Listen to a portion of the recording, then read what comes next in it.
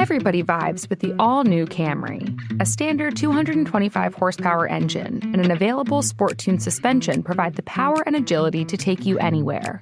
And to do it in style.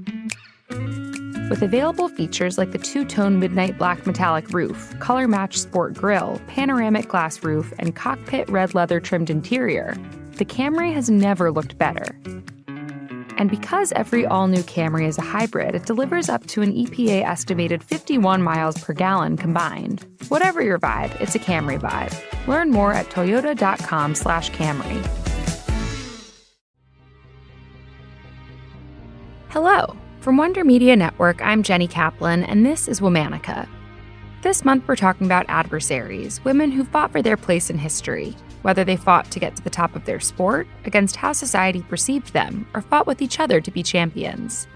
We're talking about women who broke barriers, and sometimes did seemingly impossible, or unspeakable things, to carve out their place in history. This episode of Womanica is brought to you by the all-new Toyota Camry. Today we're talking about the woman at the heart of the infamous 17th century Salem witch trials.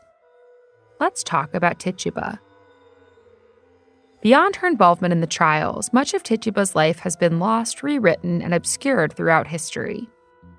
We know that she was an indigenous woman, and she lived and worked in the house of Reverend Samuel Parris. The Reverend was the minister of Salem Village, Massachusetts. He had 2 young daughters, and Tituba was at the house day and night to make sure things ran smoothly, and the girls were taken care of. She grew quite close to the girls and often shared meals with them.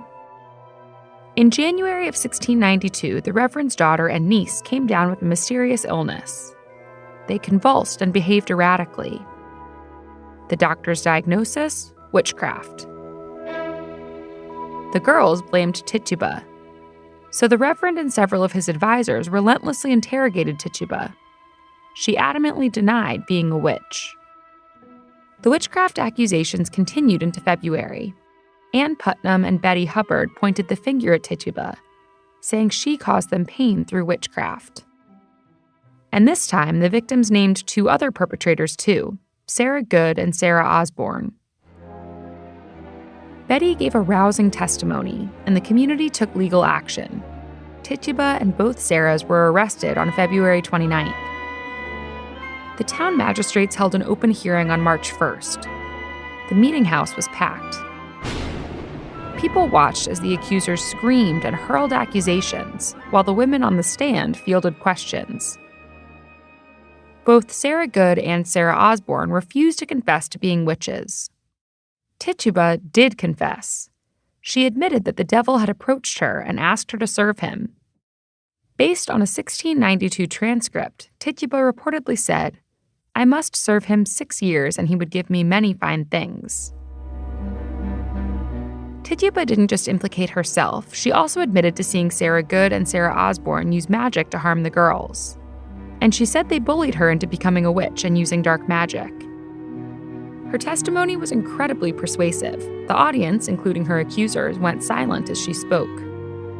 The magistrates took this silence as evidence that Tituba must have been telling the truth. When she was done speaking, the accusers started screaming again.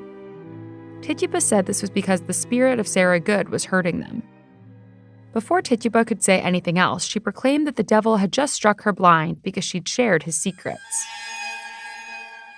Tituba's confession didn't end there. The next day, she divulged more to the magistrates in an interview from her jail cell.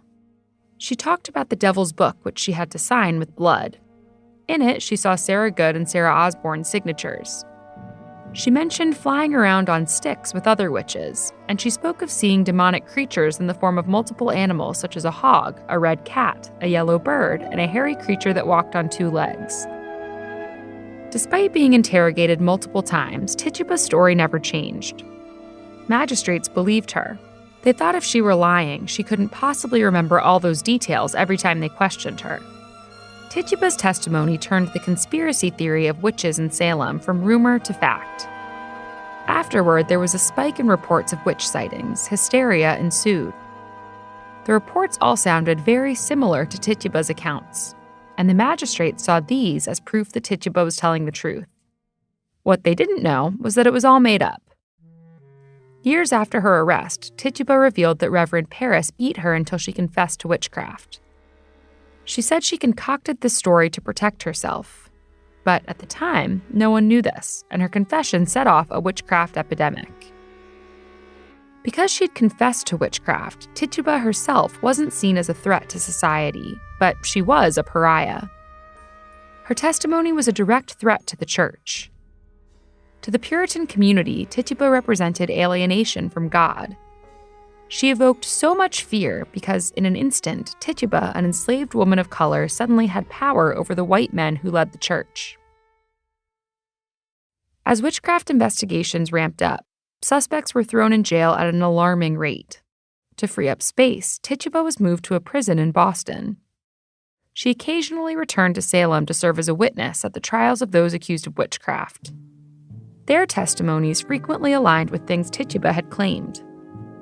By the fall of 1692, more than 140 people were accused of being witches and wizards. 20 people were charged with witchcraft and executed. A few others died in jail waiting for their trial. Most of them were women. Tituba spent at least a year in jail. Reverend Paris refused to pay her bail. Finally, on May 9, 1693, Tituba was cleared of the charges and she was sold to another man. There's no historical record of her life after that, but there is plenty of myth that lives on. As authors and historians began to write about the Salem witch trials, Tituba's story changed.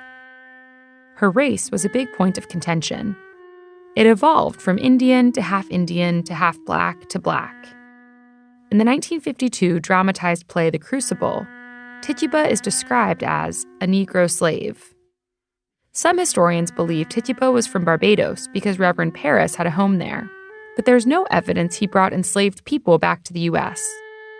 It's more likely that authors found more intrigue in the tales of African voodoo than in archaic English witchcraft.